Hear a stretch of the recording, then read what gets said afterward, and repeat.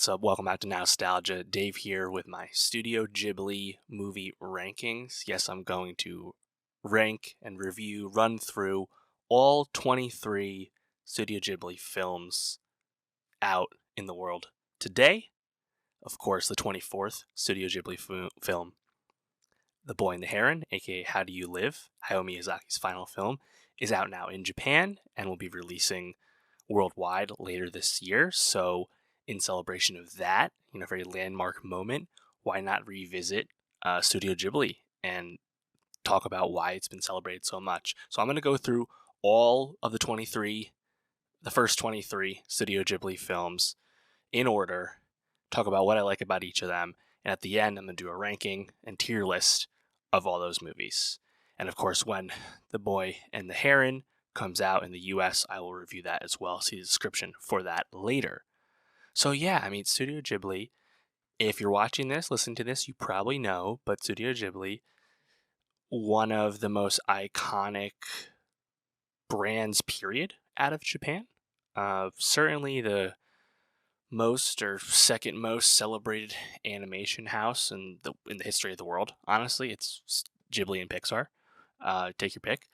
And, I think Ghibli represents so much and has operated in such a unique way since its founding in 1985 and is really worth that examination. Of course, there's myriad video essays and so much love and affection for Studio Ghibli everywhere you look. So I'm far from the only one to say this. I think everyone's in agreement, right? Studio Ghibli has an amazing track record of filmmaking, largely thanks to its two co-founders, Hayao Miyazaki and Isao Takahata.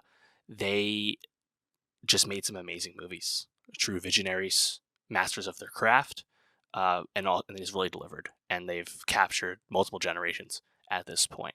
And these are movies that really stand the test of time, reward multiple viewings and revisiting.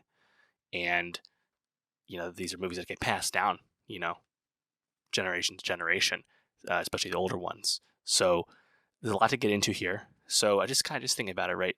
The two co-founders, Miyazaki and Takahata, they, came to co-found Studio Ghibli with producer Toshio Suzuki. They founded the studio in 1985, but of course they had their own animation careers and came to know each other throughout their come up, if you will. And Studio Ghibli is far from their only contributions to animation. Of course, they actually have some works outside Ghibli that they directed, and of course, works they contributed before that as well. But really, for the purpose of this, it's for the sake of length too. I just gotta keep it moving. Talk about how things went with their films. But I think just briefly some stats here. Ghibli, they made 3 of the 10 highest grossing Japanese films worldwide, and 6 of the top 16 to further that point. I think what's been interesting too about Ghibli is, my first introduction to Studio Ghibli must have been the Month of Miyazaki Toonami advertisements on Cartoon Network here in the United States. And I just remember, obviously, Steve Blum with the narration as the Toonami guy, like that ad just really ripped and captivated me. It was an excellent advertisement for some of their movies. I believe it was Spirited Away, Castle in the Sky, Nausicaä, and Mononoke. So obviously 4 hitters right there. And I was like, wow, what is this? And that really brought my attention to what kind of movies Ghibli was as I became more aware of them. Of course, Studio Ghibli, famous for hand-drawn animation that takes a very long time to create, but is so rewarding, so lifelike, so transformative as a result. And adding to that mystique at the time, of course, Studio Ghibli the movies were not widely available. Obviously these movies are Japanese. They came to receive English dubs, English releases, largely in partnership with Disney and Miramax in the early days. That the timing of that varied. Some of the lesser known Ghibli movies took a long time to get an English dub or an English release, or maybe they only get a home video dub and not actually get a theatrical release for many years later, if at all. That would definitely change, went up and down how that went. But what also was quite interesting was these films were never on TV. They were never on streaming services, with the only specific exceptions with TV due to strict programming. Like, they wanted to preserve the theatrical experience and really program these films. So the Studio Ghibli Fest initiative, in the major movie theaters where they would release a few Ghibli films, re-release a few Ghibli films every year, was one of the main ways you could see these movies unless you chose to buy the DVD or buy the Blu-ray. I bought the Nausicaä and Mononoke Blu-rays when they went on sale over time, just because that was how you could see these movies and revisit these movies, in a legal way. And obviously that has changed. Studio Ghibli launched on HBO Max a few years back when HBO Max launched worldwide, and that was the first time these films were available on streaming services. And of course, they're still there today, and I think they're one of the best value adds that the Max service gives you, right? And it's really, I think the Ghibli, leadership changed their mind, and we're happy about the accessibility that streaming provided. And ultimately, I think we all can agree that it's just great that literally the entire library is available on Max, with one exception, which I'll get to when we get to that movie. And it's never been a better time to be a Ghibli fan. As a result, I am also going to the Ghibli Museum in Tokyo in a few weeks. Very excited to get to that. I'll perhaps talk more about that when I do. Unfortunately, when I'm in Japan, The Boy and the Heron will be not available with an English dub yet. It'll be in theaters, but only in Japanese. I do not speak Japanese, so thus I'll still have to wait until the US release later in the year. But I'm happy to do so. Very exciting. So yeah, thinking about the Ghibli run to this point, founded in 1985, the first film, Nausicaä, actually came out earlier. I'll get to the stipulation there.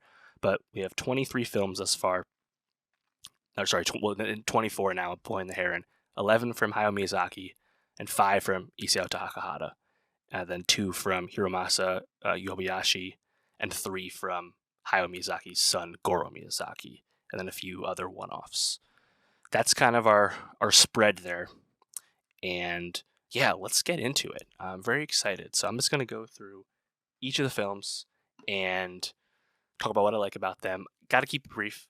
Obviously these are movies that have so much depth to them, so much to think about and reward. And each of these movies, especially the top of the top tier Ghibli movies, each of these movies deserves a lot of time and could open a lot of time. I got to try and keep it quick because I'm going to talk about 23 movies in a row. So obviously there's more to talk about, more to get into. But of course, leave a comment. Let me know what your favorite movies are from Ghibli. And yeah, let's do it. Also, I'm saying it as Ghibli. Some people say Ghibli. If you're Japanese, you say Ghibli. Hayao has talked about the pronunciation, where it came from. He actually took, I believe, an Italian word and pronounced it incorrectly. There's a whole story about that. People say it differently. You know what I mean. I'm going to keep saying Ghibli. That's how I always understood it, and I believe that's the generally accepted English pronunciation. Nonetheless, 1984, Nausicaa of the Valley of the Wind comes out. Notably, this is not the first Ghibli film technically, but of course it has been branded and thought of and put into the world as a Ghibli film since it came out. Nausicaa was actually made by the studio Topcraft, and Topcraft, like a year later, was purchased and became Studio Ghibli. Purchased and became Studio Ghibli at the behest of Miyazaki, Takahata, and the producer Toshio Suzuki. So even though Studio Ghibli didn't exist when Nausicaa was created, it effectively still is a Ghibli movie in terms of the DNA, in terms of the people behind the scenes, people making it. So I think it's fair to still call it one. Of course, written and directed by Hayao Miyazaki. Not his first directorial film, but his first, quote, Ghibli movie. And it's based off a manga that he had wrote a few years prior. And I think, interestingly, I didn't actually realize this more recently, but that manga continues the story beyond what the Nausicaa of the Valley of the Wind film tells you. So there's actually more than Nausicaa's story if you're interested. I would like to read that manga still time. I haven't actually read it. And yeah, Nausicaa was one of the first Ghibli movies I had seen. I think I caught it on Toonami, I'm pretty sure. And this is just right up my alley type of movie. Very reminiscent of many common Studio Ghibli themes in terms of the lessons and interests that these movies have in terms of lasting meaning and takeaways. Of course, that would be of conservationism and protecting ecological diversity and just general environmentalism. Like, I think Nausicaa is really effective at nailing those themes. Of course, because of its hand-drawn animation, it looks amazing. The world building in this movie, so good, and I think it's a very transportive film that I fell in love with as soon as I saw it. There's a lot of iconic things about it, such as the glider that Nausicaa rides, some of the insect creatures, the ohms, some of the other guys, the creatures you see, but just the core conflict in the movie of humanity versus insects, and how humanity basically caused the destruction of the world and the impending doom of the human race due to their own negative effects on the environment, and the environment basically fighting back against them, right? It's really prescient, and I think James Cameron has said that he took a lot of influence from Studio Ghibli. This is one of the movies he has cited as an influence on him, and stuff like Avatar. You can certainly see it. I think some really memorable characters. Of course, Nausicaa is an amazing heroine, this princess, warrior, adventurer. She's great. Lord Yupa, definitely some Obi-Wan Kenobi type vibes as the kind of elder, guardian type teacher character. I think what's probably so prescient too about Nausicaa is it's a film about the impending doom of humanity, and yet the humanity can't even band together to try and protect themselves. There's all this empire building, squabbling of factions throughout it. It's just so, unfortunately, so relatable, and like watching the death of Nausicaa's father early on, all that stuff, really great. But yeah, I could talk about this movie for a long time. It's epic, it's beautiful, and really still prescient. Like, I think Nausicaa is a complete gem. Spoiler alert, it's going to be high in my list, probably higher than a lot of people have it, but I think it's just really totally nails what it's about and what it's doing. So that's Nausicaa of the Valley of the Wind. I forgot to switch my background to show Nausicaa, so we will keep it moving here. The next film, the first, quote, real Studio Ghibli movie from 1986, that'd be Castle in the Sky, also written and directed by Hayao Miyazaki, and produced by Takahata as well. Castle in the Sky, the Japanese title is Laputa Castle in the Sky. There's a few Ghibli movies where the English or international title was slightly tweaked, but this is one of those.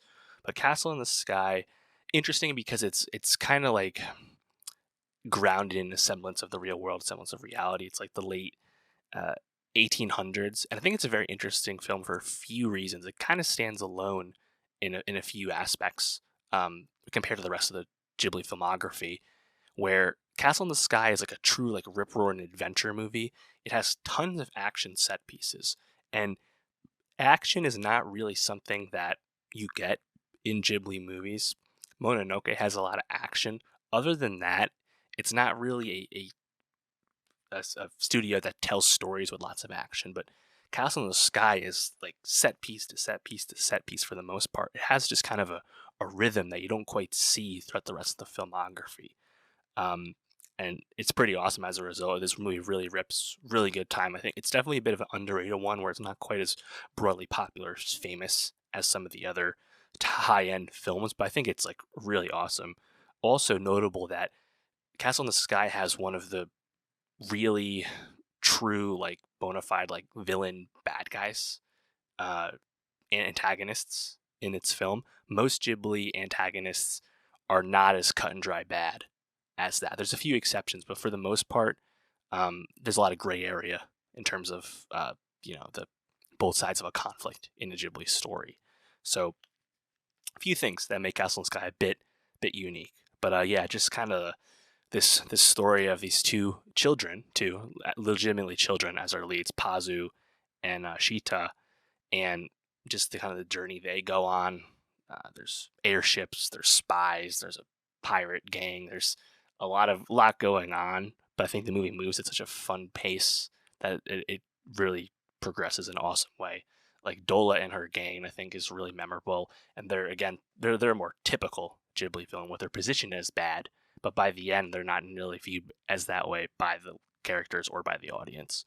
Um, Further than that, it has a really, I think, subversive way it ends, where you finally get to this castle in the sky, this floating castle, which has been the whole thing propelling the whole movie. Of course, the girl's crystal has been this MacGuffin everyone's been chasing to access and harness the power of the castle. And you get there, and the castle is quiet, and it's dormant. There's like nothing going on with it, and it's not what you expect. And I think it's a really melancholy way for the movie to end, ultimately.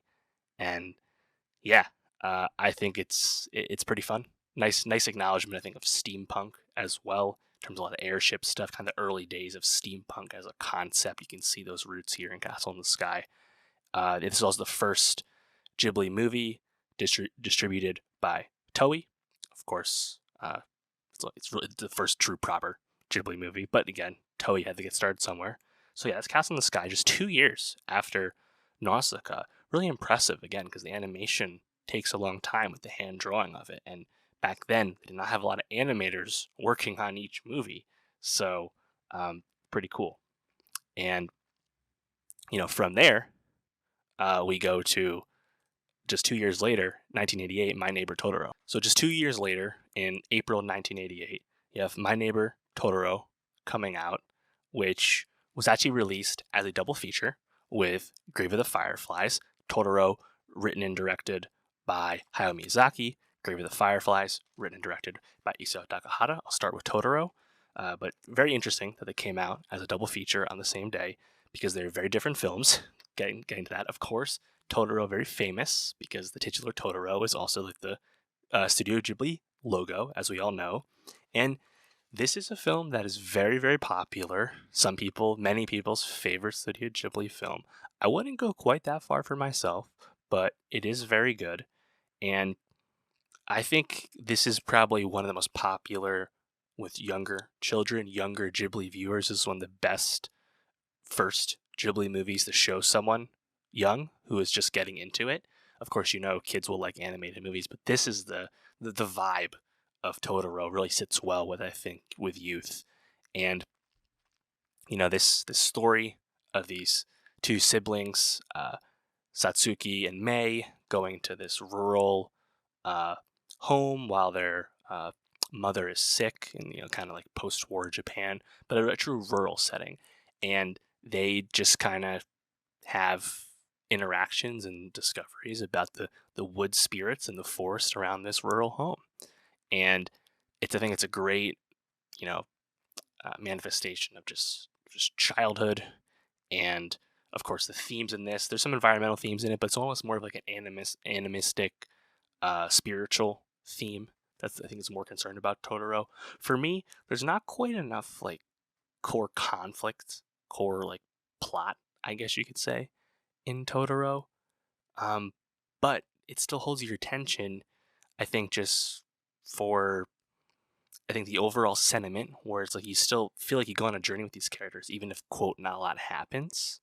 Of course, the umbrella bus stop scene, the cat bus, so many iconic moments about Totoro. And of course, the tree itself was the Kapoor tree, that in the house, the actual house they're staying at, super memorable as well. Totoro has recently become a stage adaptation, which is super cool, and also very notable where this is a film that had a modest box office, but then absolutely crushed in home video. And of course, that used to be a secondary revenue stream, so much to the point that this movie grossed like $200 million in additional revenue just from selling DVDs. It's like kind of amazing. And we don't have that anymore, as we know. But yeah, Totoro, it's not my favorite, but obviously it's really good. I think it perhaps stands a bit alone for it being really effective at being like a vibes Ghibli movie and being able to succeed as one of those.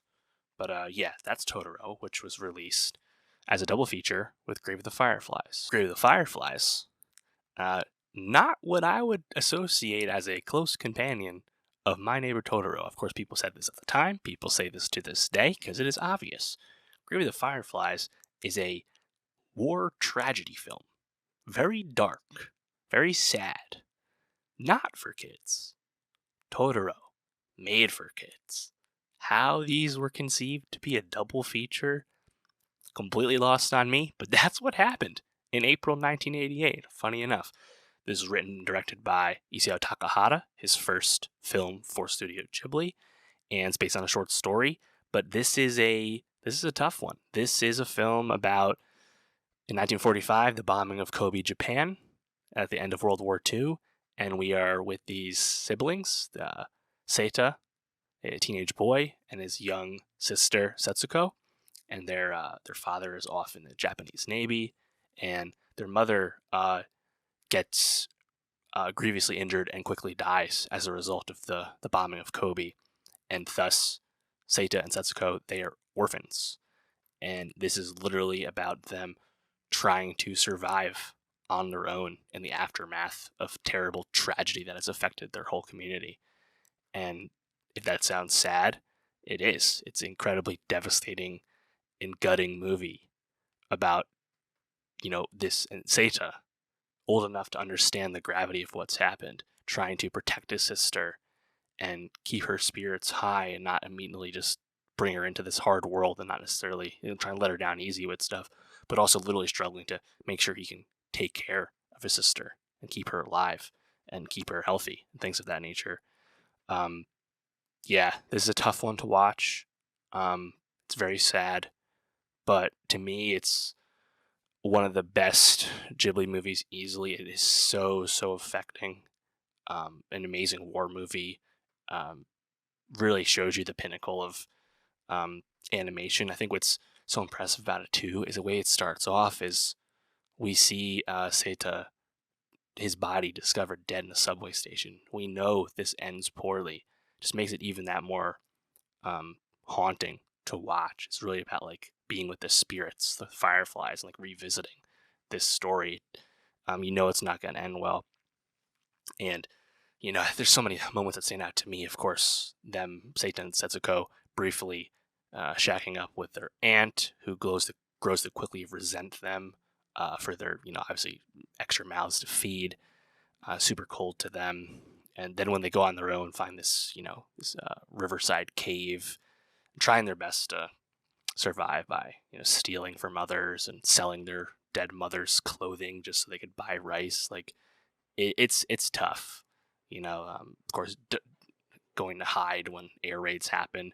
Seita eventually using air raids as an opportunity to steal from people because no one will be around. Like the rationing, getting to the point where it doesn't matter if you found anything to sell. There's no food to buy. Like it's a brutal movie and really effective. Though I think it's really impressive. Notably, this is the film Grave of the Fireflies. Is the film that's not on Max. It is not in that streaming catalog for Ghibli movies. And the reason for that is that this was not produced by the Ghibli parent company, Tokuna Shoten. This was actually produced by Shinchosa, I believe is how you say it, which is the producer of the short story the film is based on.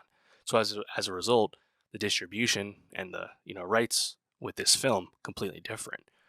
Disney never actually had North American distribution rights for Grave of the Fireflies.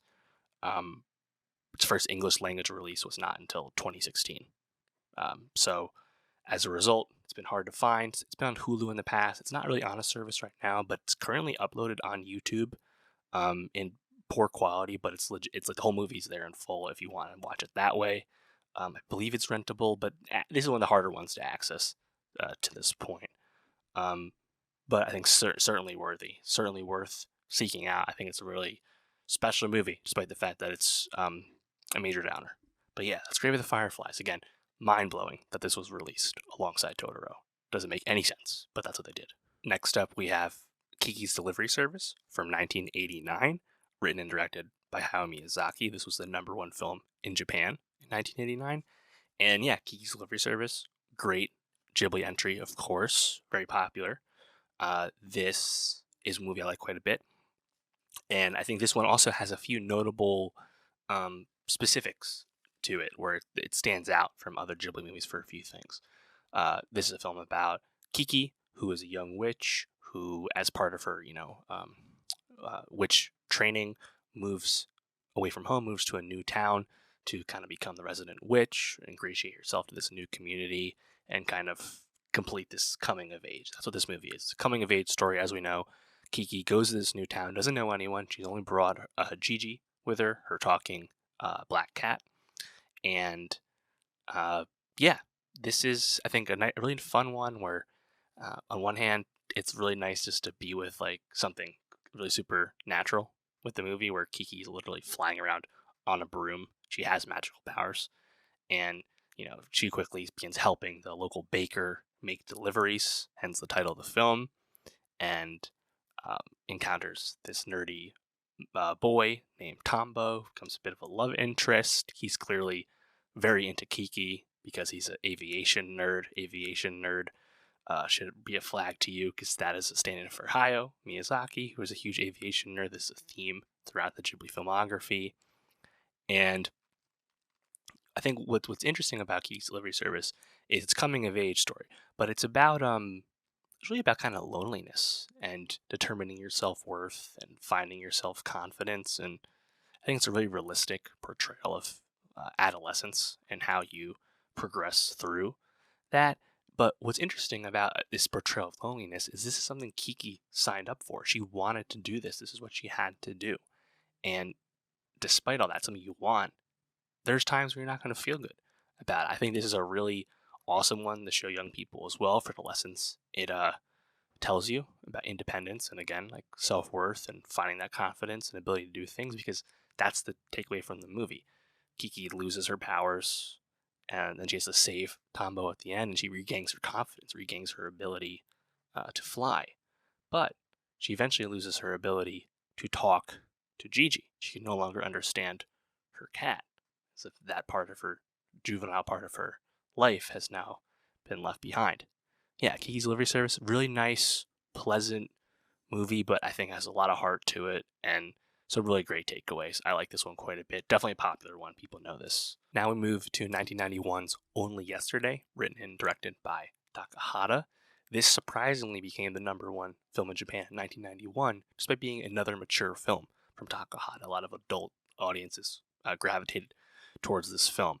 And this is another one that took a while to be seen around the world. Didn't get its first English release until 2016. This one, I think, is more underrated, underseen in the Ghibli catalog. Certainly not one of the blockbusters in terms of the worldwide appeal, despite it having success when it came out. And I like Only Yesterday a lot. I think it's really, really nice, really impressive. And I think it's also just quite fun because it's these two parallel tracks where we're with Taito when she's 27 years old, living in Tokyo alone or single in 1982, and we're flashing back to her time as a schoolgirl, like age 11-ish, and it's basically reflecting on your past adolescence, your past coming of age, and as a result, those flashback scenes, there's a lot of, I think, really common coming of age tropes, but they're done, I think, really well and effective here. Youthful romance, puberty, the desire to participate in the school drama club, things like that. And it ultimately becomes a movie about memory, I think, and self, kind of like self-motivation, like finding what you want to be in life. It's also, I think, underrated portrayal of gender roles where people keep asking her, Taito, if she wants to be married. She's single in her late 20s. Obviously, the flashback scenes. We have one of the all-time shitty television or film dads. Taito's dad sucks. The way gender is portrayed, especially in those flashback scenes, I think is done pretty intelligently. And then once we get to kind of more the present day stuff, Taito leaves Tokyo, goes to visit some family in rural Yamagata, and comes to find that she's actually more at peace and more at home out there with perhaps a simpler, less busy life, but it seems to give her more worth and interest. And she meets Toshio when she's there. Maybe there's a budding romance there. It's not really the point, though, of the movie. I think it's more about like what you want to be and how you want to go about that in your life. It's pretty I think it's sophisticated. Like it's definitely an adult film. Like this is definitely not one to show kids. There's probably not enough like wow stuff going on with this, despite the flashbacks to being 11.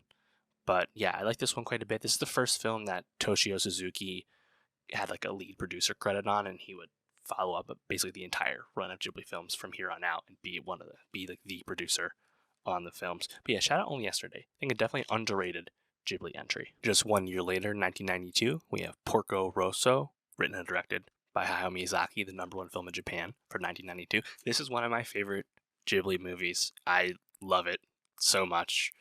Probably the most overt, first really overt example of Hayao's love of aviation. Hayao Miyazaki came from a family involved in the aviation business. This really influenced, of course, the Ghibli name, which I believe is from a Italian airplane company or airplane model of some kind, something like that. And then Porco Rosso, this is a film, it's just a love letter to kind of the romanticized, flyboy stuff that we had in Hollywood in the past, And I think this movie is an absolute blast, where it's set in, modern times. We're talking like, I think it's like 1929-ish, basically the interwar period between World War I, World War II. Porco Rosso is a ace pilot who left the Italian Air Force to become a bounty hunter. To quote him in the English dub, better be a pig than a fascist. That's a line that's actually been used recently in Spanish politics, funny enough. Great line. And he says the word pig because Porco Rosso has been cursed with a pig's face. He, of course, was a human.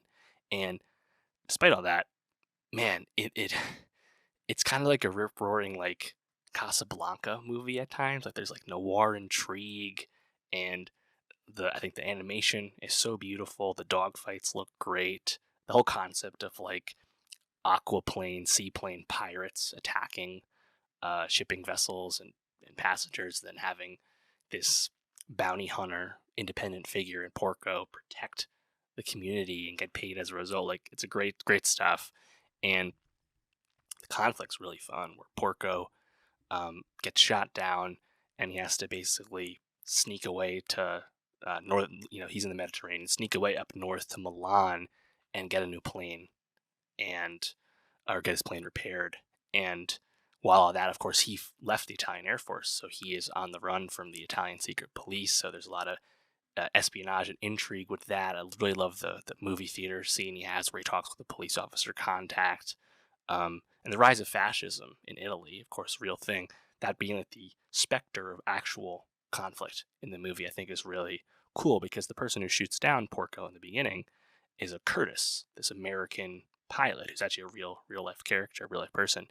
And Curtis is played as like this buffoon, but he's not the real bad guy. He just happens to be the antagonist of Porco in the moment. The real bad guy is, of course, the fascist takeover of Italy, funny enough. And yeah, I mean, I think as it progresses, it has a really awesome, I think, use of female characters, where all the mechanics making Porco's new plane, all women. Porco's love interest, she kind of runs this like island hotel bed and breakfast bar haunt where like all the pirates hang out, all the other people like Porco hang out, and she's fixated on Porco. Like there's just a romanticism to this movie. It feels really timeless to me. A lot of funny stuff too. Like I love the child hostages in the beginning jumping around the pirates who quote kidnap them. So funny. Back when all the pirates they want to like go gang up on Porco in the beginning, and their quote like line when they don't want to get shot down by this obviously ace pilot who's better than them is my plane has engine trouble, is like the bitching out line. That's so funny. When he returns to the Mediterranean towards the end of the movie, the ambush scene that the pirates ambush him at his hideout, really fun. The dog fight's fun. The fist fight that Porco has with Curtis and this big to do after they have this fight, like that's really great. And ultimately, it doesn't have a fairy tale ending, right? Porco doesn't become human again, right? Like the setup for this being Beauty and the Beast was right there, but it doesn't happen. And despite all that, it doesn't feel any less effective as an ending or satisfying to the viewer, because that's not kind of what the movie was. The movie was, you know, telling you, Porco, yeah, he's a bit of a chauvinistic pig, literally, but he had a good heart in the end, and that's kind of what it was about. Funny enough, this movie was originally conceived as a short for Japan Airlines, and then Miyazaki ends up making it into a full-blown movie. I think this one's incredibly rewatchable, just has a really great charm to it, and as a result of it being about, airplane dogfighting, it has a lot of fun action to it too. So I'm a big fan of Porco Rosso. Next up, we have 1993's Ocean Waves, known in Japan as I Can Hear the Sea. And Ocean Waves was directed by Tomomi Mochizuki. This is the first Ghibli film not directed by Takahata or Miyazaki, obviously. And this was conceived as a way for Ghibli to make something, have the younger staff at the studio make something, also, get them experience and whatnot, but also make something a bit cheaper. And despite all that, apparently this movie came in over budget and late behind schedule, funny enough. But this movie ended up coming out on TV in Japan in 1993. And definitely as a result was a bit of a under-remarked upon entry in the Ghibli canon for sure. Short film at only 72 minutes. The animation, I think, is nice, but it's more of a traditional, almost like television anime visual. It doesn't quite stand out quite as much as some of the more visual flair you expect from some of the big Ghibli films. And I think that's partially because this is just a film set, in real life. I believe we're in Kochi, Japan. They go to Tokyo at some point, but just set in real life. And it's about a teenage love triangle. That's really what this film's about. You have Tatu and Yutaku, these two friends, and they both kind of get ensnared by this girl they encounter, Rikako, sorry. And in a sense, a lot of these characters are a bit stocky, a bit archetypical. It's a pretty brisk movie, so there's not a whole lot of depth to color in. But I don't know, I really enjoy the mess of this love triangle. I think it's really enjoyable. On one hand, there's so many red flags with so many things going on in these relationships, but I thought it was a really fun watch, even if it's probably ultimately an unspectacular movie. There's nothing amazing about what's going on, but I found it incredibly entertaining. Just kind of watching everything go up and down, the fights that happen. The trip to Tokyo is incredibly tough to watch, as Rikoko basically uses Tatu as a prop for her ex-boyfriend, and yeah, I found it pretty engaging. There's one notable gratuitous shot of a female tennis player and her chest bouncing behind a t-shirt, and it's they couldn't help but get the horny anime shot in there. That's nowhere else in Ghibli, but somehow this film has something like that you associate with anime generally. That really stood out to me when I saw it. I was like, wow, can't believe we have this in here. Yeah, I think Ocean Waves pretty solid. By the end, when they have the gathering of a lot of the students out to eat towards the end, I thought it was pretty fun. And yeah, I like Ocean Waves. Probably a bit of a hot take. It's not too popular, but I thought it was pretty solid, honestly. Next up, we have 1994's Pom Poko, written and directed by Isao Takahata, #1 film in Japan in 94. And this one is quite fun, a quirky film. This is about anthropomorphic raccoons who, due to the expansion of human development outside Tokyo, these raccoons must fight for the survival of the forest they live in and protecting their community and their lives. And of course, a classic, very familiar example of environmentalism in a Ghibli film. But this film has a lot of, I think, quirks to it. Set in the 60s, 70s time when the Tama Hills development is happening outside Tokyo and all this forest clearing is happening. And these raccoons have to fight back. And, this is a movie that I enjoyed. I think it's a bit too long. It's over 2 hours. Has a lot of narration, which I felt was a bit distracting and makes it come across as underwritten. Um, it never quite becomes the like guerrilla war movie I wanted it to be, where the raccoons are just fucking with the humans and stuff.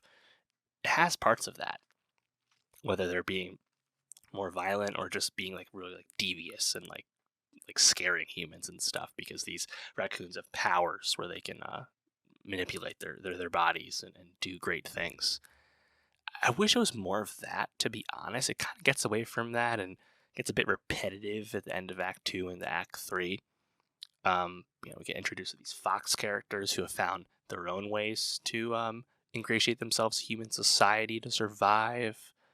And the transformation stuff is fun. I think what's kind of interesting is like there's not really like a true like lead protagonist in this movie, but there's a lot of like supporting characters, and there's some quirky stuff, some fun visuals. At one point, the raccoons literally use their like testicles to like curb stomp. It's really funny. Um, I wish it was like a little different. Like, I wish it was like wound slightly like a different way, but it's still pretty enjoyable, pretty fun. And because again, at the end of the day, it's a classic story, right? It's like these underdogs trying to fight back any way they can to survive, and really fits in the Ghibli worldview. So like, I think Pom Poko is fun. It's a good watch. I just think it probably could have been a lot better. It could have been a special movie if it was done a little bit differently. But for what it is, it has some really fun elements to it. So shout out Pom Poko. Next up, we have 1995's Whisper of the Heart, directed by Yoshifumi Kondo. And this ended up being the only film Kondo directed for Studio Ghibli, because he unfortunately tragically passed away in 1998 at the age of only 47. He was largely talked about as kind of an heir apparent to Miyazaki and Takahata, so very sad, what could have been type thing. But Whisper of the Heart, which was the number one film in Japan in 95, like many of these Ghibli films will now be at that point if you haven't caught on. This is an interesting one where, on one hand, like it's a film that, and this was written by Miyazaki, even though he didn't direct. This is one where, on one hand, it doesn't have a whole lot of conflict for a lot of the story, and it's really just set in, for the most part, it's super grounded, and it's just kind of set in, a story of coming of age and adolescence. Once again, some familiar stuff with Ghibli. Our lead, Shizuku, she is a, junior high kid who likes to read and write, and she encounters this young boy, Seiji, who is a aspiring violin craftsman, and they eventually, kind of hit it off together. And what's so funny about this movie, you have this songwriter and this violin craftsman coming together. What's so funny about this movie is a key aspect of the story is John Denver's, of course, famous smash hit "Country Roads," a song that world renowned. It's been covered by hundreds of artists. People know the song, and Shizuku is like tasked with like writing like new lyrics to the song, and it's so funny how her and Seiji kind of like make fun of the lyrics and talk about the song. I just, it was so funny, especially now, like watching the movie Whisper of the Heart, knowing how still present Country Roads is as a song in just general culture. I thought it was really funny that it had such an integral part to the core of the plot here. Um, of course, Shizuku, in one of her moments, doing the writing with the headphones on, with the pencil, the clear inspiration for lo-fi hip-hop girl on YouTube. If you know, you know. Whisper of the Heart, ultimately, I think the lesson is really nice. It's another good one to show kids, because it's really about, I think, pushing yourself and motivating yourself, and finding out why you want to do what you do and why you want to find that success. And, I think that's a really nice kind of lesson. Of course, there's teen angst in this. Of course, there's other coming of age stuff, but like the core beat of it, I think, is a nice like sub genre of Studio Ghibli like lessons and takeaways. Um, to me, it's not like a special Ghibli movie. I think some people really ride for it. I certainly am not at that level. I think it's solid. I think it's good, but compared to some of the other ones, I have this a bit lower. And that's kind of how the Ghibli filmography goes, where there's very few of these movies you'd call bad or even close to bad, but the bar is very high, when you have some of the greatness that we've got with this franchise, this filmography, the studio. Whisper of the Heart also ended up having a spin-off film a few years later, called The Cat Returns, which I'll get to, based off the Baron, which was the name of this cat figure in the film. And there's some fantastical elements to Whisper of the Heart at the end. The poster has Suzuku and being in the red coat on the broom. That's a brief, dream sequence. It's not really that kind of movie, Like, I think some people that probably at the time saw that poster and they're like, "Oh my God, it's like Kiki's Delivery Service again. Let's go." It's not really that kind of movie. I guess thematically it's similar, but it doesn't have as overtly magical stuff as Kiki flying on the broom. But Whisper of the Heart, I know this one has a lot of fans. It's actually it's been adapted into live action as well. This is not the only version of it. But yeah, that's Whisper of the Heart, 95. At last, we've made it. 1997, Princess Mononoke, the #1 film in Japan in 97, the #1 film in Japan of all time at the time. Princess Mononoke is the most epic film Ghibli has made. Massive scale, massive conflict, massive violence, massive blood. This is the most violent film Ghibli has made. It was their first PG-13 movie when it came out, and this was of course, as I said, massive hit in Japan, and it's a complete masterpiece. I absolutely love this movie. This is something that really captivated me when I first saw the visuals for it, back in the day, and man, I think it's special for so many reasons. I think people know this is one of the most popular Ghibli films. This is also a movie that, did big in Japan, had a pretty unsuccessful North American release, but ultimately became the bridge for Japanese films in a certain sense, finding future box office success in the United States, and also made, 250 plus million additional home video revenue off DVDs.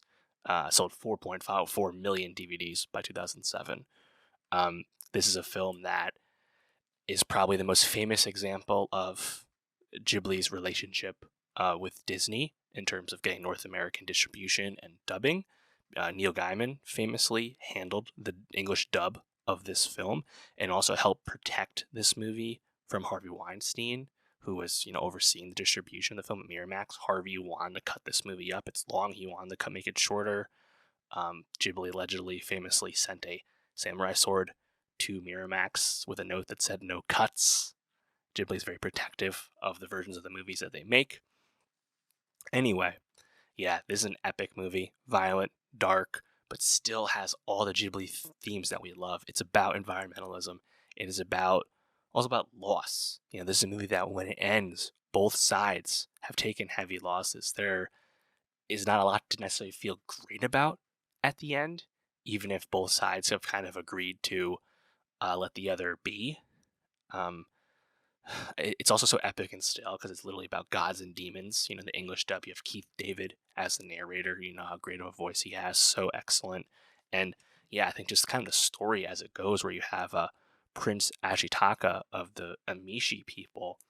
The opening set piece with the demon boar, amazing. And then Ashitaka, he gets cursed and he's afflicted, and he has to go to a faraway land and try and save himself. And as a result, he gets really absorbed in this conflict between Irontown, these humans, human community, really using the natural resources of the forest and really pillaging in a certain sense, and their conflict with the forest and those within. It's this huge epic conflict, and Ashitaka comes to this conflict and can see both sides of it, and he was coming through solely personal means too. I think there's so much depth to this film, and where it goes, I think it's really great. Where again, this is one where I think loneliness and going into a new place that Ashitaka does, familiar theme, right? It's another Ghibli film that doesn't have true bad guys, where Irontown is positioned as bad in a certain sense, but Lady Eboshi, the lead of Irontown, she has good intentions more often than not. She's protecting her people, and her people are former brothel girls and lepers. She is well intentioned, and the conflict you have, of course, San, the titular Princess Mononoke, who is a young woman who's raised by wolves and hates the humans and what they do to the forest as a result. I think it's just such an epic conflict, right? And like where it goes, where you have the spirit of the forest. What happens to the spirit, I think, is so kind of moving, right? And this is a movie that has so many unique visuals, whether it's Ashitaka's elk mount, of course, San riding the big white wolf, um, the spirit with his human face really sticks in your mind. The Irontown people with their very primitive firearms, I thought really stood out. Everything that happens with the boars, the what's it called, the ape tribe, and how kind of opaque and mysterious they are. They can't be reasoned, but they're also hard to see when they're animated. When the spirit becomes the Night Walker at the end, like the way Ashitaka, when he kind of like uses his curse for power and catches arrows and decapitates people or removes their arms with his firing back, like it's pretty epic, man. And I think what makes you sit with it is just, again, those environmental themes that you really sit with, because it's like you want to like make things stop, but you understand like why people feel the way they do.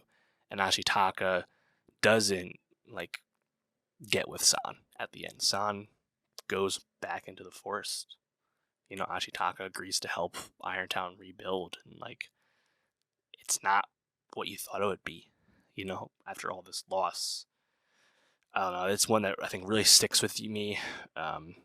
Again, Cameron said this as an influence. This is a movie that I think is just really special, really rewards repeat viewing.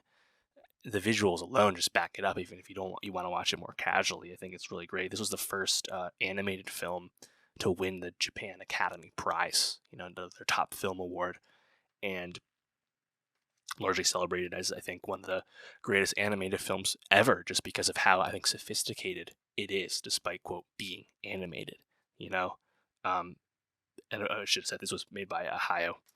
And yeah, I mean, I think there's very little in this movie that doesn't work. It's also incredible world building. There's an emperor that gets name dropped in this movie. We don't see him. It's not what this movie's about, but he's there. Like I think that the cultural resonance of the peoples you see really stands out. There's so much to Mononoke. There's a lot of additional scholarship that you should look into about it. It's a really special movie. Next, we have 1999's My Neighbors the Yamadas, written and directed by Takahata.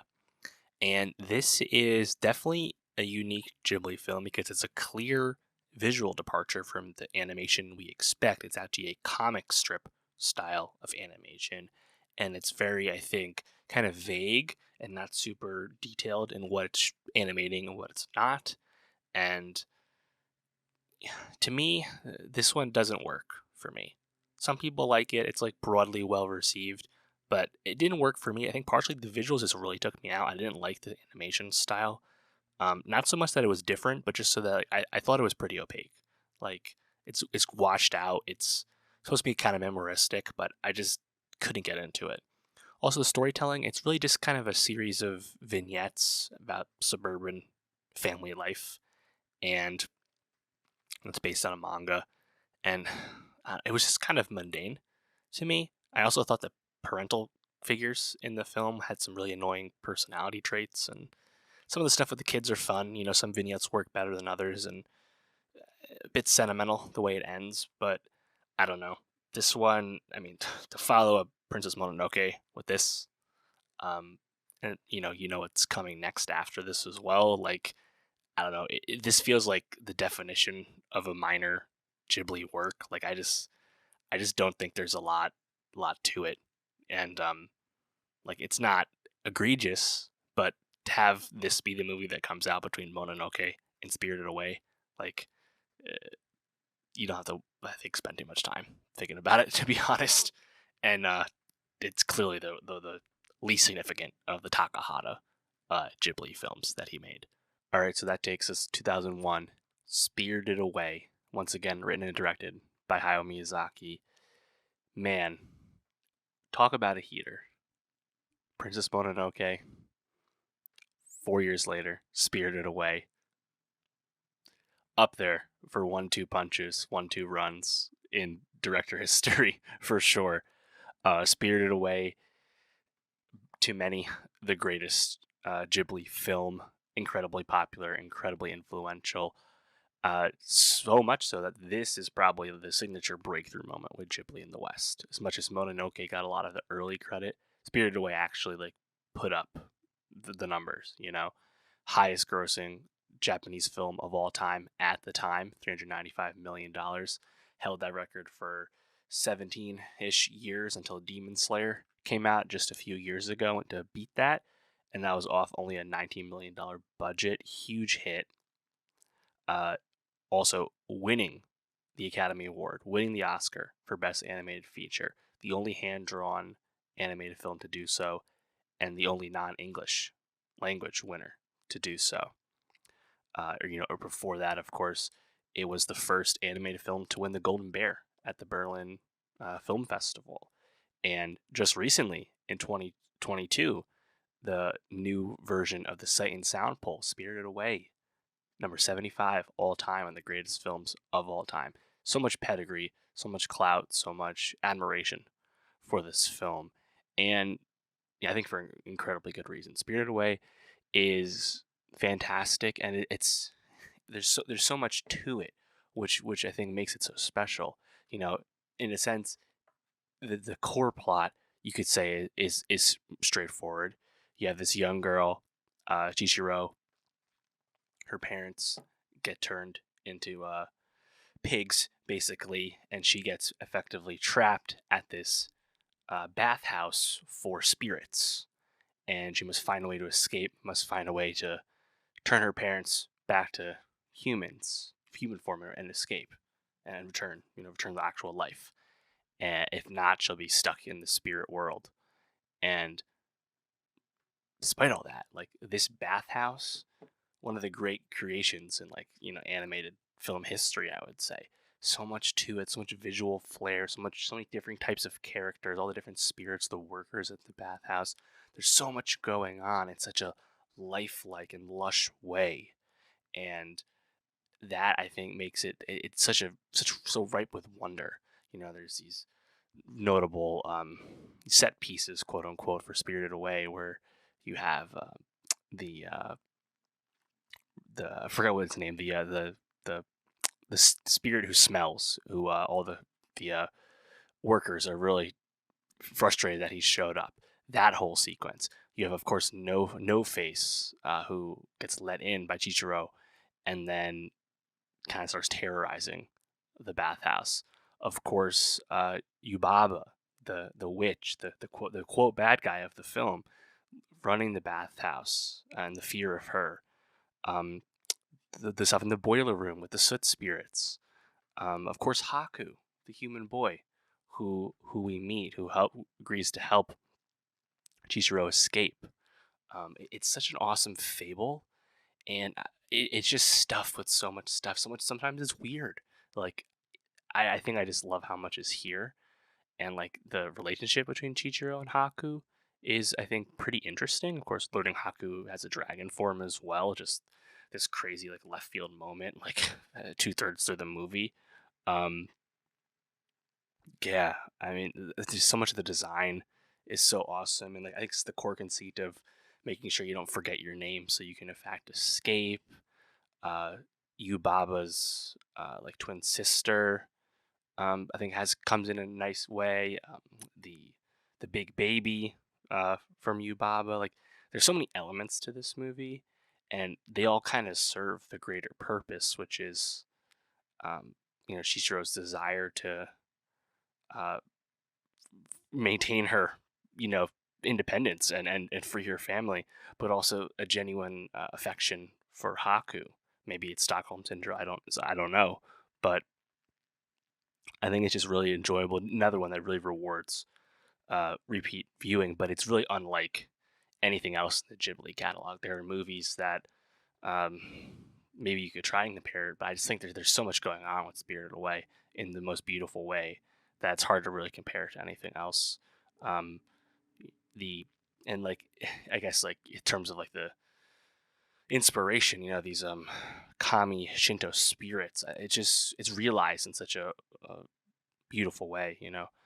John Lasseter, of course, formerly of Pixar, had convinced Disney to buy the North American distribution for this and helped oversee the English dub. It's one of the more widely celebrated English dubs of a Ghibli movie, where the voice acting really fits the tone of the original text, and even the dub line deliveries match the mouth movements of the animation. So like so much care put into that, which is of course what you want to see, kind of post the Weinstein issue with Ghibli. That's nice that Lasseter, who was a friend and peer of Miyazaki, of course, was so involved. Yeah, this is one of the great ones for sure. And then following that up, of course, we have none other than 2002's The Cat Returns. So 2002's The Cat Returns, directed by Hiroki Morita, his only film for Ghibli. And from what I understand, Morita was not involved with Ghibli for super long either. This is kind of an oddball, where this is a film that's a spin-off of Whisper of the Heart, featuring the Baron character, this minor element of Whisper of the Heart. And it's actually just a movie about cats in all manners, right? This girl saves a cat from being run over by a car, and thus we learn about this cat society that humanity is unbeknownst to them. And we kind of go through that. It's only 75 minutes, pretty short. Originally commissioned as like a cat short for a theme park. Another one of those like testing ground type films. I didn't love the animation quality of this. It's a bit different. Yeah, I mean the cat parade early on is pretty amusing. The Cat King having like Secret Service was pretty funny. And the Cat Kingdom concept and the prince, it's all fine. But I think this one, it just kind of is what it is as a movie, maybe a bit juvenile. The last half, I guess, is enjoyable enough, but I think it's definitely like a minor Ghibli work for sure. There's nothing too special about it. Definitely hilarious that Mononoke gets followed up with My Neighbors the Yamadas, and Spirited Away gets followed up with The Cat Returns. Definitely odd in terms of momentum, even if they certainly weren't treated the same way, of course. But alas, any feeling about The Cat Returns, of course, is quickly lost once the next film comes out, 2004's Howl's Moving Castle. So Howl's Moving Castle, Miyazaki's follow-up to Spirited Away. Obviously, a lot of attention on this one of the top grossers. This got an Oscar nom, did not win. And notable, actually, because this was supposed to be, or originally was going to be directed by Mamoru Hosoda, who obviously is a very significant anime film director. At this time was really coming off some early Digimon work, but he's pretty celebrated now. Recently gave us Bell, one of the, I think, more interesting anime auteurs these days. And Hosoda was actually like fired or like left the Ghibli project because he just didn't quite see eye to eye with the strict creative vision that Ghibli wants to put on stuff. So Miyazaki ends up doing it himself, and this is definitely one of the more popular films for sure. For me, I don't have it quite on the same tier as like the all-time greats. I have it like the next grouping down, just because I think a lot of the stuff in Howl's Moving Castle is great and done very well, but some of it's a bit familiar or a bit reminiscent of some of the past Ghibli hits. And of course, that's going to be a theme that continues when you continue to do what you do. Of course, we talk about this with Pixar as well. That being said, Howl's Moving Castle, this girl, Sophie, who bit of an outcast and ends up being like this kind of being a romance with this roguish, vain, cocky man, sometimes Birdman, Howl, in his delectable, literally moving castle, his moving home, fueled by this fire spirit, which in the English dub is voiced amazingly by Billy Crystal. And you have these amazing Ghibli visuals, especially with the moving castle. You have, I think, really memorable characters. Howl's certainly a memorable character, especially the visuals of him, but also just, I think, his personality, his moodiness really stands out. You have a true villain in a Ghibli movie, not super common, the Witch of the Waste in this. Sophie's journey, I think, is really paid off well in terms of what she wants, what kind of character she is, and being like an actualized person, not just solely lusting after or seeking the support from Howl, and also just a really good time, you know.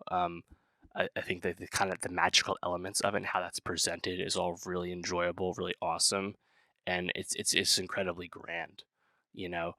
So even if it's like thematically a bit similar to some of the other hits, like the visual flair of this is so awesome, and I think it's a really satisfying watch. So Howl's Moving Castle is still absolute banger, big fan of it, and from there, that leads us to, I would say now we're, I would say from this point forward, we're approaching like, quote, a late period Ghibli. I mean, the next film was '06. It's a while ago at this point. But I feel like we're at least leaving the golden years at this point. And that would begin with 2006, Tales from Earthsea. So 2006, Tales from Earthsea, which is a adaptation of some novels. This is the directorial debut from Goro Miyazaki, the son of Hayao Miyazaki. Tales from Earthsea, when it came out, was incredibly maligned. I would say it's the most maligned Ghibli film at the time. Even to this day, it's bottom 2 or 3, consensus wise. Not well liked. Goro caught a lot of flack for this. In a sense, I would chalk that up to some inexperience. What's disappointing about Tales from Earthsea to me, which I didn't really care for, is it looks like it has all the pieces. The visuals, the animation really stand out. Some early world building really attracts you to the story, reminiscent of how Mononoke goes. You're clearly in this big world with a lot of backstory, and now we're going to focus on this small piece. It really tantalizes you, sucks you in, and there's some, I think, just awesome visuals, like the stuff in like the city early on, like the bustling streets and stuff. I was like, I love that stuff. Really, I want all that. And the problem with Tales from Earthsea is it just doesn't really make any sense. It's a hard conflict to follow. The villain is quite rote. A true villain for sure in this one is quite rote. You have like the dragons coming at the end, which are all over the marketing, and like they just don't land at all. Like it's just a big misfire in terms of the script is very weak, and I can't speak to how much of that's the problem with the adaptation or not, but it's just it doesn't really have enough under the hood, especially for what we expect from a Ghibli film. We have a high floor and a high standard for such. So it's to me like it's just quite disappointing that just because like it wanted to be a grand movie. This wanted to be a big Ghibli film, and there was just nothing to it. So even if some parts of it are nice to look at and fun, this is not a lot here. So tough going for Goro. He'll make a few more, which we're about to get to, but yeah, that's Tales from Earthsea, followed up in 2008 by Ponyo. So 2008 we have Ponyo, written and directed by Hayao Miyazaki. His follow-up to Howl's Moving Castle, and it's quite the change of pace. You think about Hayao's, output to this point: Mononoke, Spirit Away, Howl's Moving Castle, back to back to back. 3 big, grand, beautiful films, all adored. Ponyo is very well liked, but it's a lot smaller in scope. It's very kind. It's very nice. This is a great one for young kids. To me, it's Hayao's least successful film. I think it's good, but it's definitely my least favorite of his. And I think part of that is it's just a bit svelte. It's a bit simple to me. The story of Ponyo, this goldfish who leaves the ocean and is helped by this boy Sosuke, and it's okay. It's another, I think, pretty fun villain where it's like not truly a villain. It's, it's under the sea guy, and there's some fun stuff with the weather when they're driving around in like the hurricane, monsoon, typhoon type thing. It's all nice. It's all sweet. But to me, like, that's kind of all it was. Like, the animation is nice, but it was just a bit small in scope to me. It didn't quite have enough wonder.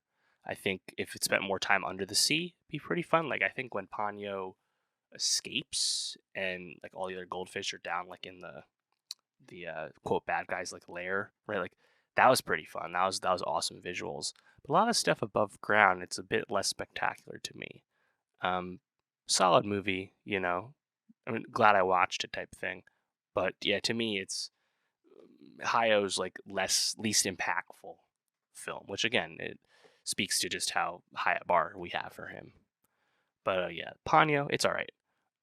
From there, we have 2010's Arrietty. So Arrietty from 2010, English title, The Secret World of Arrietty. This is directed by Hiromasa Yonbayashi, his directorial debut. And Yonbayashi's Arrietty stands out quite quickly for the animation. Absolute top-notch, gorgeous animation, classic Ghibli vibe, right? And this is a film that I think quite quickly tells you that this wants to bring you back to the grandeur of some of those Ghibli hits. And it certainly does. This is an adaptation of The Borrower's story. So, the story of Arrietty, this little person, very little person, and her family living within this home of full-size real humans. And I think there's some amazing visuals, the perspective you get from big people and these very little people, these borrower people walking through the walls, jumping across nails and stuff. That's all amazing. That's all so good.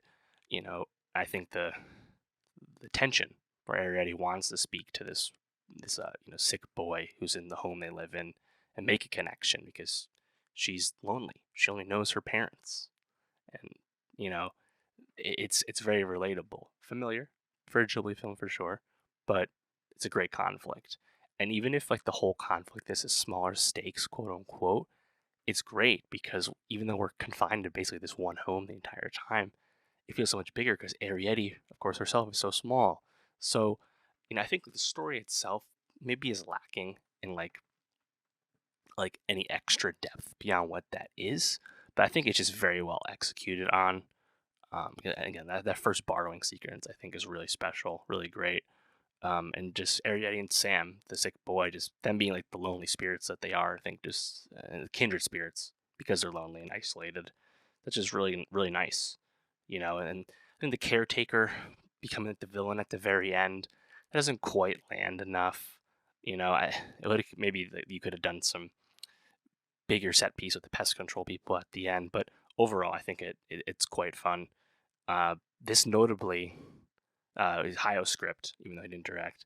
149 million worldwide, but 18.8 in the U.S., making it the highest grossing Ghibli film in the United States, and the 15th highest grossing Japanese film worldwide, 5th highest grossing Ghibli film worldwide. So very successful. And I think even if it's clearly like not a top tier Ghibli film, there's a lot of love for this. I think that's just the relatability of the character motivations, the gorgeous animation, and just kind of the fun set pieces. So shout out Arrietty. Yonbayashi would direct one more film for Ghibli before spinning off and making Studio Ponic in the years to follow. And then from there, just 1 year later, after Arrietty, we have 2011's From Up on Poppy Hill, Goro Miyazaki's second film. So 2011's From Up on Poppy Hill, Goro's second film after Tales from Earthsea. This is pretty solid. I'd say this is the best Goro Miyazaki film. Set in post-war Yokohama, 1964. It's a small story, and I think that's probably the biggest criticism to it is there's not a lot going on with this film, which is kind of a nice story. Not grand, not deep per se, but enjoyable. I think the our two leads, their budding romance is really fun and nice, and the best thing about it is just everyone at their school, the boys, the girls, rallying to save this like school clubhouse building from being destroyed. That is the core like conflict with this. Obviously, there's some familial stuff between both characters and their bonds that they share over that. There's a really big twist in From Up on Poppy Hill that I certainly did not see coming. Obviously, it's an old movie. I'll spoil it. They hint at incest in this movie where these characters learn they're related. So funny. Incest scare, you could say. But yeah, just everything about saving the Latin Quarter, saving that clubhouse. I think that's really fun. There's this moment where the students are having this debate, and the teachers come in, and they to cover what they're doing, this big yelling. They all just bust out into song to cover themselves. I thought that was like really, really funny.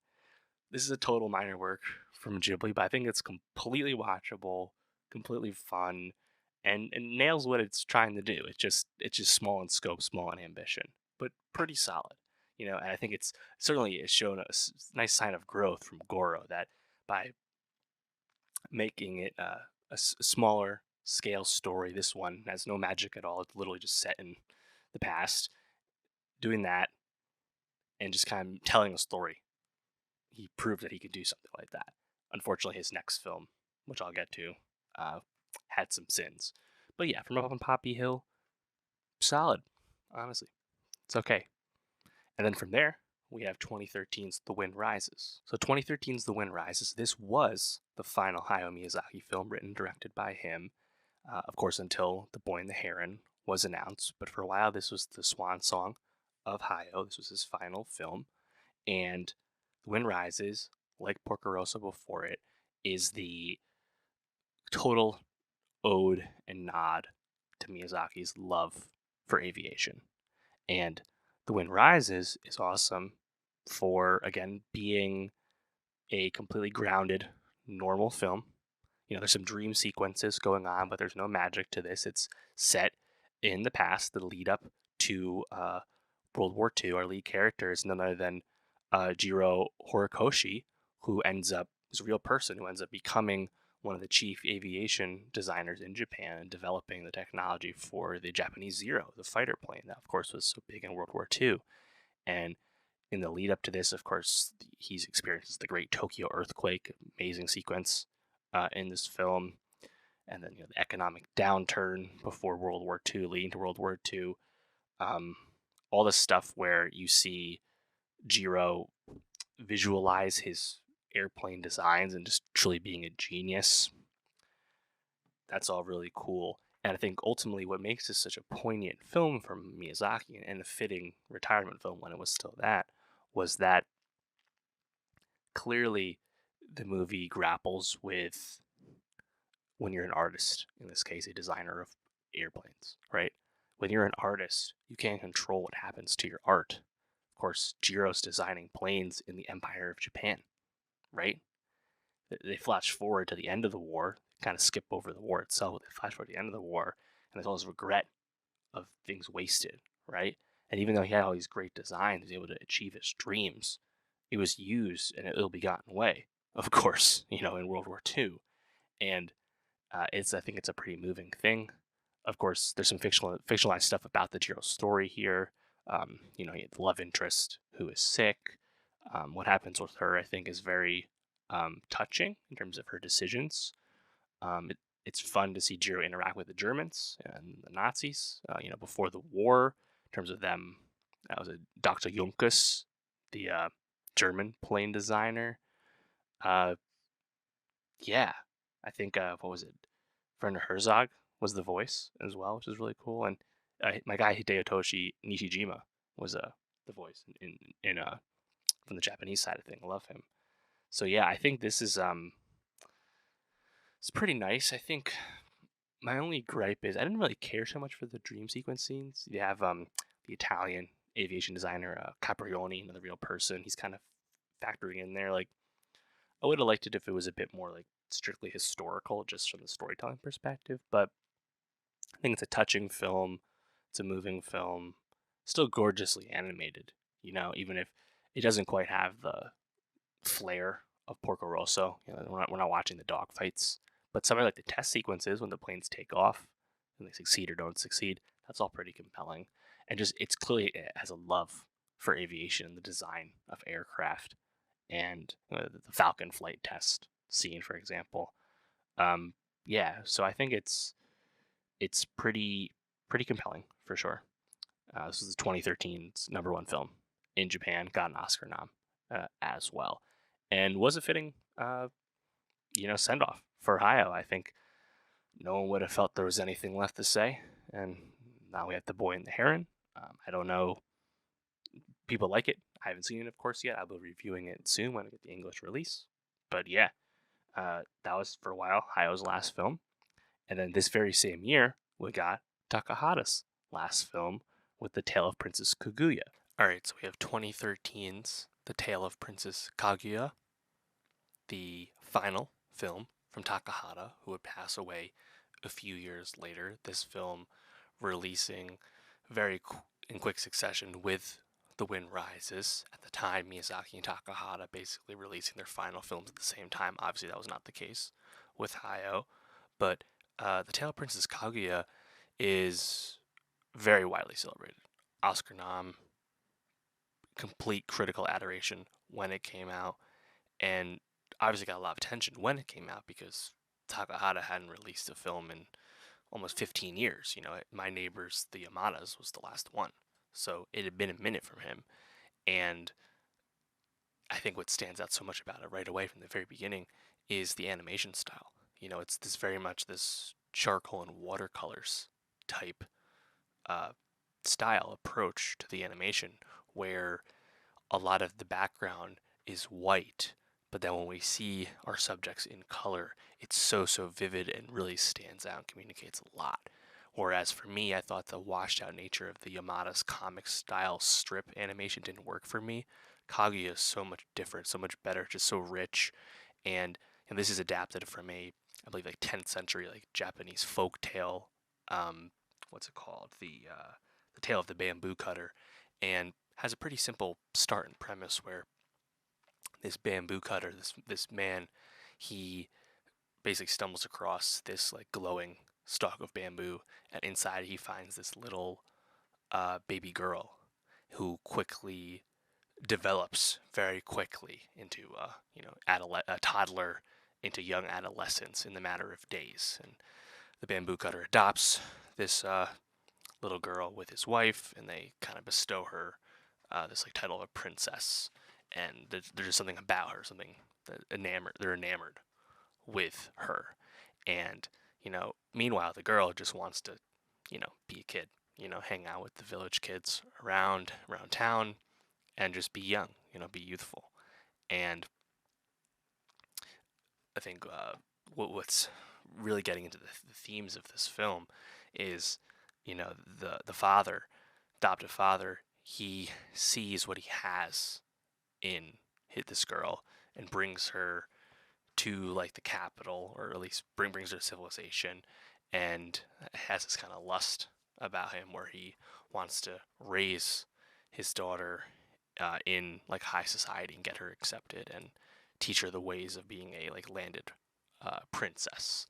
And him and his family can profit off it as a result. That's never overtly said, but you can clearly see the lust and greed that's motivating this. And we have this naming ceremony where the princess is dubbed Princess Kaguya, and quickly there's this cult of personality around her where no one has seen her, but the tales of her beauty have gone throughout the land, and there's countless gentlemen suitors trying to take her hand, right?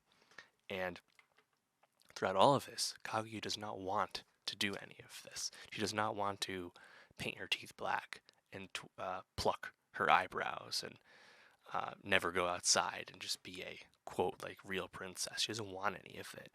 And yet, she finds her ways to, I want to say fight back. It's not that overtly open conflict, but her ways to push back on what's trying to be forced upon her.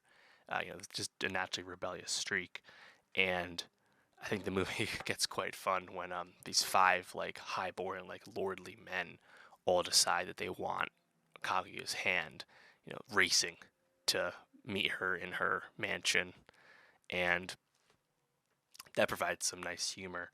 But I think what's really great about this film, though, is I think the ending, the last 20 minutes or so, is really spectacular, very moving, and the journey that happens with Kaguya, where you might have had a semblance of what would happen, given that she was such a fast grower. She was supernatural. She's not from the earth, right?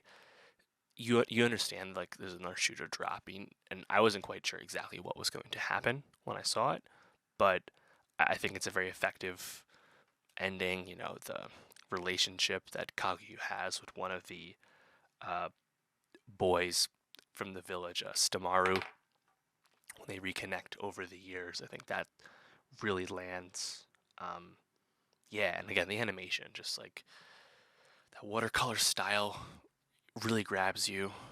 And there's a brief moment towards the beginning where a very emotional moment happens to Kaguya, and the animation really flips. It's like a total switch up, and it gets almost melts away into this more like sketched out, rougher animation to fit the dream sequence. And I think that was like really spellbinding. This is actually, funny enough, the most expensive Japanese film of all time at 49.3 million, which is so funny to consider because most of the Ghibli staff at the time was working on The Wind Rises, which is more traditional hand-drawn Ghibli animation that you think of, right? Um, and yet this one really ran out the cost. There's actually a documentary about Takahata and the making of this film as well. But it's definitely up there for me. I think it stands out for its uniqueness with the visuals, but also has, I think, a simple yet sophisticated way it tells its story, and is a true gem. It lost the Oscar to Big Hero 6 back in the day. Don't think that one's aged too well. Just like Howl's Moving Castle lost the Oscar to Wallace and Gromit, that one definitely has not aged too well. Alas, Tale of Princess Kaguya, a gem. And after the Tale of Princess Kaguya, we have 2014's When Marnie Was There, Hiromasa Yonbayashi's follow-up to Arrietty and his last film for Studio Ghibli before breaking off to make Studio Ponic.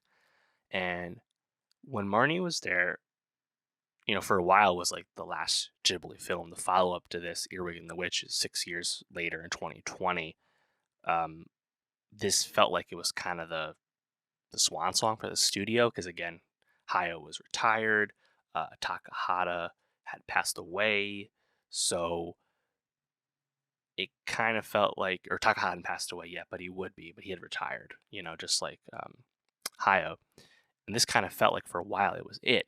And I think the animation quality, the detail of the color, really awesome. Probably some of the best narration that we've gotten in a Ghibli film as well. That was a criticism of me with Pom Poko, not the case when Marnie Was There. We're set on kind of like rural Hokkaido, Japan for this one. And you have Anna, this quiet, reserved character, doesn't really connect with people, sent to her aunt and uncles in the countryside of Hokkaido. And it's filmed kind of in anxiety and like self-doubt. And she has this fascination with this marsh house across the bay from where she's staying. And she meets Marnie, this other girl, and for a while you're kind of wondering when the shoe's gonna drop, what's the twist to this movie, what's going on, because things don't quite add up in terms of how they interact with each other, what happens, what doesn't happen. For me, I thought for a while that she was just an imaginary friend. Um, you know, is she a ghost? You start to change your mind on stuff. There ends up being a kind of romantic like subset, almost like, I don't want to say queer bait, but there's like people start shipping Marnie and Anna when it's going through it. And then you have the twist ending regarding some familial bonds, we'll say. Definitely didn't see the twist coming. I know some people really love this twist. I don't know. For me, I don't think I was quite like riding with the movie enough for it to totally land with me. Definitely didn't see it coming, but I think to that point, I thought like, this is solid, but it hadn't totally grabbed me, and there's a nice ending montage, I suppose. But yeah, I mean, I think it looks nice and it's definitely different. It's definitely not like any other Ghibli film.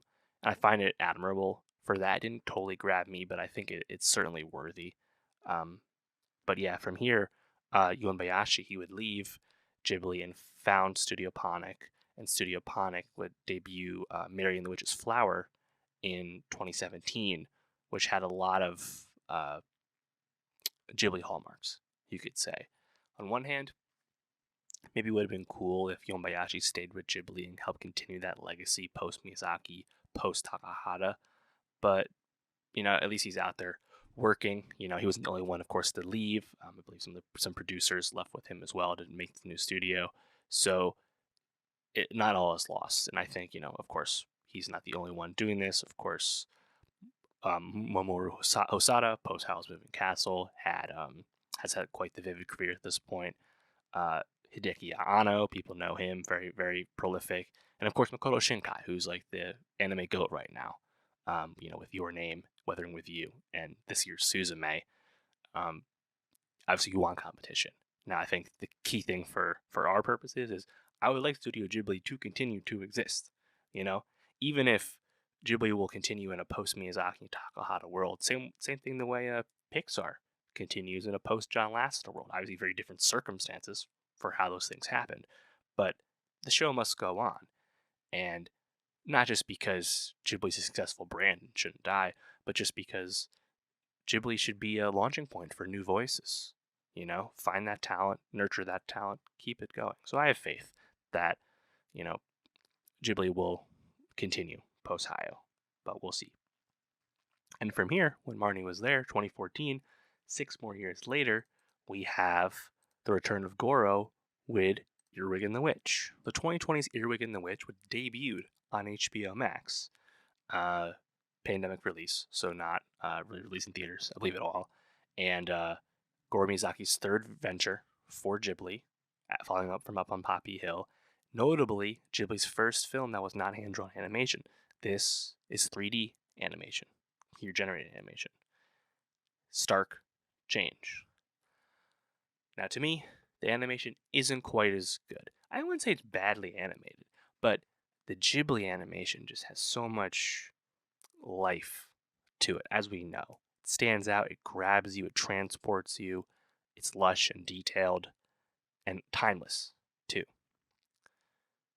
You don't quite get that feeling from Earwig's animation, and it's a big demerit. I think the worst sin of Earwig is just not a very good story. I guess there's some fun stuff to it, but I didn't find too much of it compelling. I guess some of the stuff with like the Witch's Brew was like a smorgasbord of some other Ghibli stuff, but this one was critically panned at the time. It's not well liked. I did not like it, and it's a misfire. And I feel kind of bad for Goro Miyazaki, who's at this point a pariah with Ghibli fans, raked over the coals, because I thought From Up on Poppy Hill was a solid, if unspectacular film, a worthy film to release, between Earwig and the Witch being kind of a visual like abomination to many, and Tales from Earthsea just being such a flat, missed potential type effort. I'm very curious if Goro has something else for the studio, or if he still wants to do this. He was not always like a film creator, before this happened, in the shadow of his dad, Also, he made Ranja the Robber's Daughter, this Ghibli-produced television series that was on Amazon Prime. Perhaps that's actually his best received thing. It's pretty well liked. I actually haven't seen it. Not too sure. But yeah, Earwig and the Witch, there's really not much to recommend about it. I mean, we're talking, 23, soon to be 24 Ghibli films. You have to watch all the other ones, I'd say, before you watch Earwig. Yeah. Also, I guess I should note that was it 2017, was it? Or 2018? You had The Red Turtle come out. This is a film that was 2016. The Red Turtle comes out. Gets an Oscar nomination. It's co-produced by Studio Ghibli. Other studios like the French studio Wild Bunch were involved. And Ghibli has done a lot of that else in the past. They've co-produced things. They've done, collaborative work on pieces of other things, TV, other movies, commercial stuff.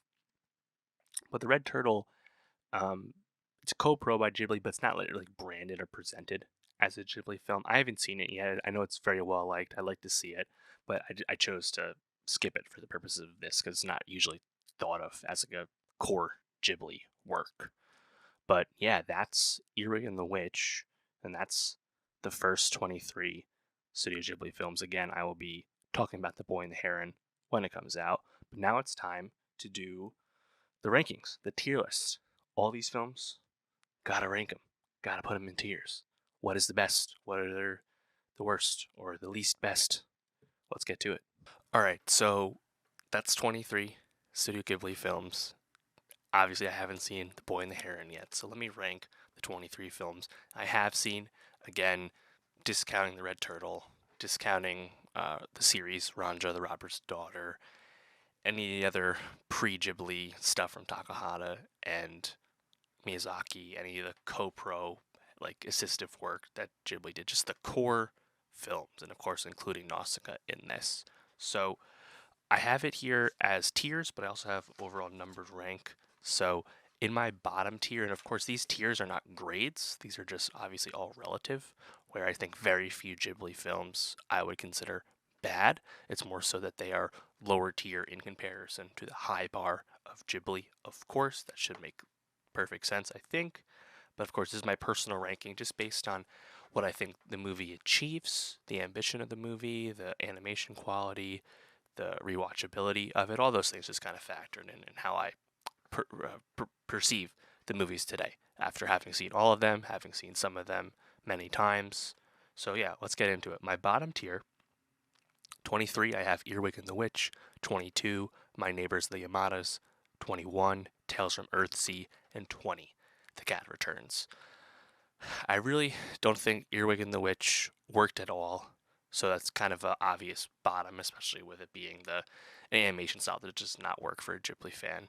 And then My Neighbors the Yamadas, which I also did not connect with that comic strip style. I think there's just not a lot for me to really latch onto with that one. Tales from Earthsea, another movie that, I have it over the first two at my bottom tier just because I at least was intrigued by a lot of the early world building and the animation quality, but there's like not a coherent story here. And Cat Returns really just felt like a superfluous spin-off to me, and even if it's fine, I wouldn't call it bad, but it just never, I think, rises above just being like a perfectly okay children's movie. There's not a whole lot under the hood with The Cat Returns. So that's my bottom tier. So now moving to the next tier up, C tier here, we have number 19, When Marnie Was There, number 18, From Up on Poppy Hill, number 17, Pom Poko, and number 16, Whisper of the Heart. I think the only one here that's probably controversial, like lower tier, is Whisper of the Heart. That's a film that has a lot of fans. I've seen it routinely in many people's top 10s for Ghibli, so I'm quite aware that a lot of people really like that one. For me, Whisper of the Heart, it I think kind of the lack of conflict with it always kind of rubbed against me, and it felt a bit ordinary. I think it's a good movie. Earlier, of course, I said good things about it, but I think more so I have Whisper of the Heart all the way down at 16 because I think of the strength of other Ghibli films and not so much a slight against Whisper of the Heart. Same thing with Pom Poko, which I liked despite its faults. From Up on Poppy Hill, I also liked, but it's too simple and I won't say one note, but it is just kind of what it is, and it's okay at doing that. So not too ambitious. And When Marnie Was There, I also never truly connected with. So that's my second lower tier. Now moving up to the B tier. Number 15, Ocean Waves. Number 14, Arrietty. Number 13, Ponyo. Number 12, The Wind Rises. And number 11, Only Yesterday. To some people, this is very high. For Ocean Waves, I have it all the way up at 15, on my third tier. As I said, despite its, I think, simplicity, this one just really works for me. I appreciated that love triangle mess. I thought it was quite fun. So I acknowledge I'm higher on Ocean Waves than many, but I think it's a bit underrated. A lot of people talk about Whisper of the Heart as an underrated Ghibli movie. To me, Ocean Waves is an underrated film as well. And then, yeah, I think, Ponyo, as I mentioned, to me, that's the least successful of Miyazaki's films. Not that it's bad, certainly not. Arrietty, I liked it a lot. It's probably my favorite animation of this whole tier here. But, I think plot-wise, it's lacking a bit from the top of the top here. Wind Rises, I liked it quite a bit. Again, I think it's just the strength of what's to come has it this low. And Only Yesterday, another one that perhaps lesser seen to the Ghibli faithful, but also I would say underrated in the sense that I thought it was very mature, two-pronged storyline, and I thought it was just very effective at what it was trying to tell. Definitely a movie for adults. So that's my B tier. Now moving on to the A tier. My A tier is pretty long. Number 10, Kiki's Delivery Service. Number 9, My Neighbor Totoro. Number 8, The Tale of Princess Kaguya. Number 7, Castle in the Sky. Number 6, Porco Rosso. Number 5, oh, sorry, I messed that up. Number 8, Castle in the Sky. Number 7, The Tale of Princess Kaguya. Number 6, Porco Rosso. Number 5, Grave of the Fireflies. Number 4, Howl's Moving Castle. So, if I had more tiers to work with here with the tier maker graphic, I probably would have broken this down even more. Where, like, all the way at the bottom, I'd probably have Earwig and Yamadas and Earthsea all the way at the bottom, and then Cat Returns at its like own little bottom tier just slightly above. Similarly, with this top tier, right, I would probably break out Porco Rosso, Kaguya, Castle in the Sky, Totoro, and Kiki, slightly below Howl's and Grave. But, I mean, it's tough. I think I would happily move around basically this entire tier. That's the point of doing tiers, right? I think these are all very, very close. I think almost every movie in this list has been a top 3 for some Ghibli fan. Again, speaks to the strength of this filmography here. I guess to some, me having Totoro down at 9 might be a bit low. As I said in the beginning, Totoro's a movie I definitely have a lot of respect and reverence for, but it's never been my absolute favorite, even though I acknowledge how great it is. Part of me wants to have Kaguya a bit higher than this, although I just don't know if it's quite as relatable, or not so relatable, revisitable, or as like grabbing as some of the other stuff here. Like Porco Rosso, maybe that's high for some people, number 6, but to me that's just an absolutely great time. It's so good at what it is, you know. Grave of the Fireflies, number 5. Howl's Moving Castle, number 4. Part of me thinks Grave of the Fireflies is a stronger achievement than Howl's Moving Castle, but I definitely want to watch Howl's Moving Castle more than Grave. Obviously, they're two very different movies. Grave of the Fireflies is a big downer, obviously. I think it's a great achievement, but Howl's Moving Castle to me is a more rewatchable film, and it's one I've rewatched more. So I kind of go back and forth on those. You know, Castle in the Sky, very underrated. Kiki's Delivery Service, a gem. You know, I think this is a very strong tier, which of course leaves us with the very top tier, the S tier. Number 3, Spirited Away. Sorry, number 3, Nausicaä, The Valley of the Wind. Number 3, number 3, Nausicaä, The Valley of the Wind. Number 2, Spirited Away. Number 1, Princess Mononoke. My graphic is slightly off here. So I think for the longest time I had Nausicaä above Spirited Away, which is why the graphic is misleading.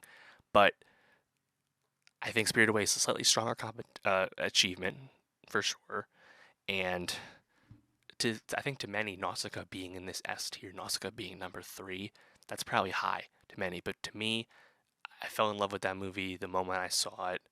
It's always had a really special place in my heart, and I think it completely holds up in such a transformative film, transportive, amazing message to this day.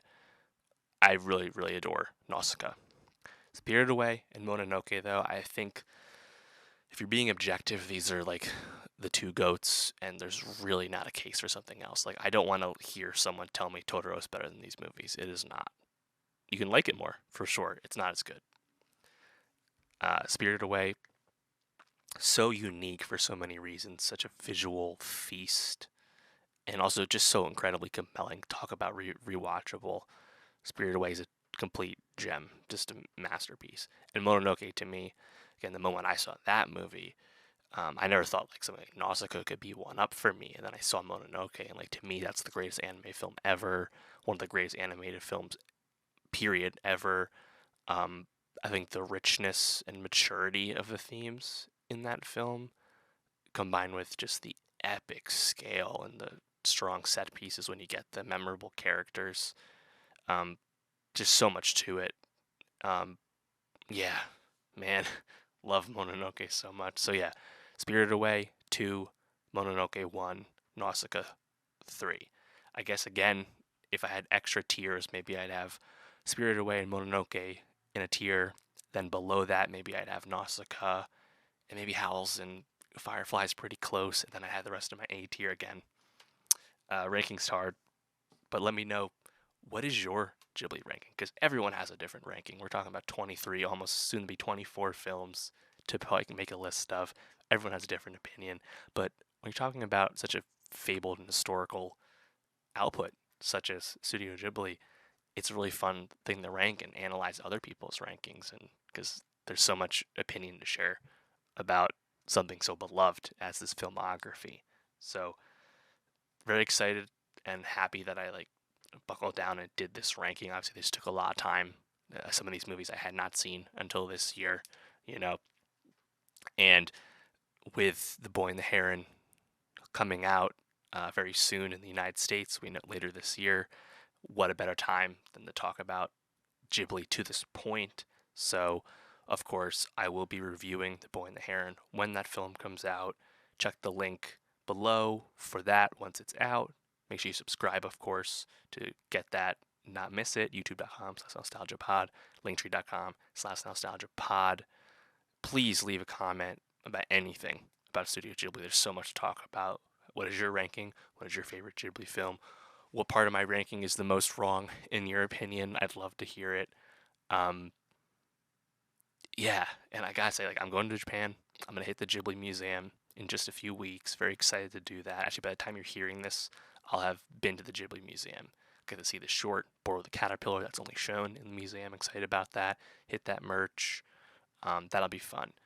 And what's so funny about me going to Japan now is The Boy and the Heron, aka How Do You Live, is the Japanese translation.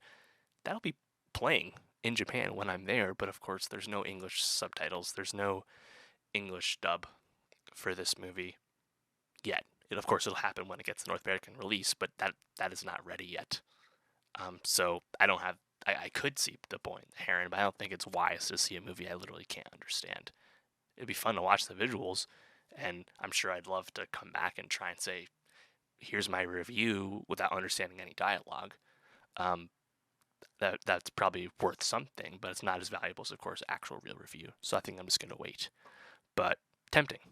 But yeah, leave a comment. Let me know how you're feeling about Ghibli, and I'll see you soon.